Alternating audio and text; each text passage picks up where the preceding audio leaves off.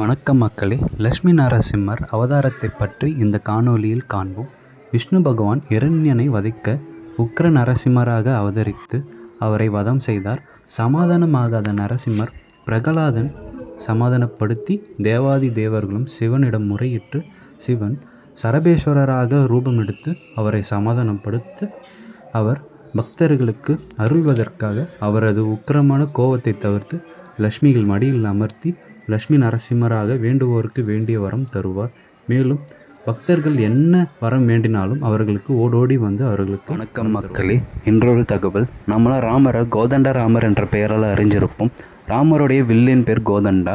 அவர் எப்போது தன்னுடைய வில்லோடு நம்ம காட்சியளிக்கிறாரோ அப்போ நம்ம கோதண்ட ராமர் என்ற அன்போடு வணக்கம் மக்களே. கடவுள் விஷ்ணுவுடைய 4 குணங்களை பற்றி பார்ப்போம்.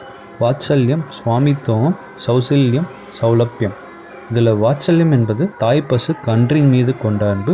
சுவாமித்துவம் என்பது கடவுள்களுக்கு தலைமை ஏற்கும் சிறப்பு. சௌசல்யம் என்பது ஏற்றத்தாழ்வு இல்லாமல் நட்பு கொள்வது.